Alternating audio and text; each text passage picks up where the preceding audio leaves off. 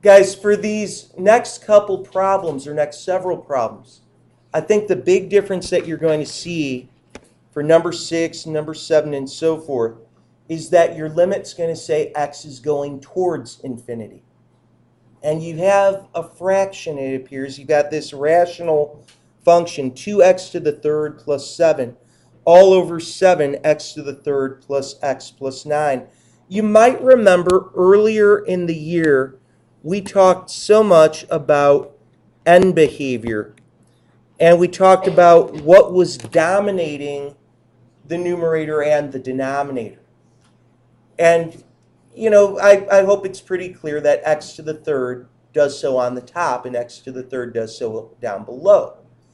But what we're going to do for these limits is we're going to primarily focus on the denominator. We're going to look for the biggest power in the denominator, which in this case, it's also in the top. That's x to the third. What we're going to do is say, do you know what? Let's divide the top or multiply the top by 1 over x to the third, same thing, and do the same thing to the bottom.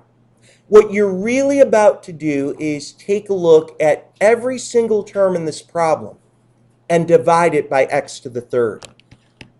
Now, the reason why we use this technique is because it really comes to our rescue in a hurry. At first, it looks like we're doing something to make the problem 1,000 times worse. I mean, you look at this thing, and I think kids can cringe a little bit like, oh my gosh, wow, is this right? Well, there is some good news. First of all, x to the third over x to the third, here and here, you can say, doesn't that just cancel and completely disappear? The wonderful news is it does.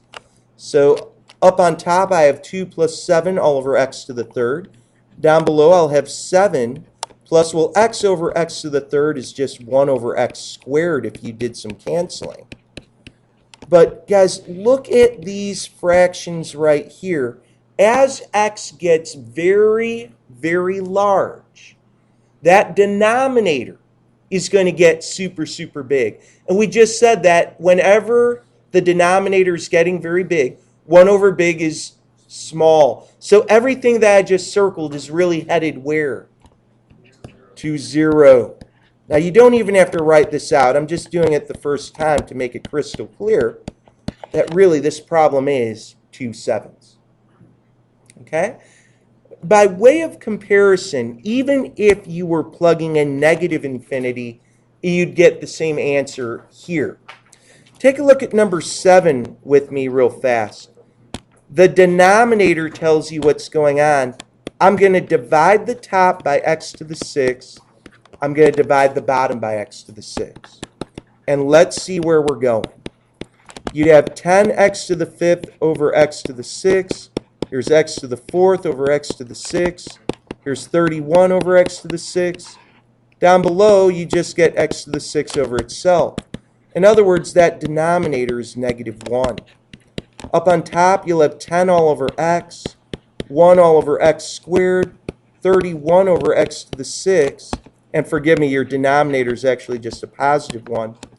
But what's happening to all 3 fractions up on top here?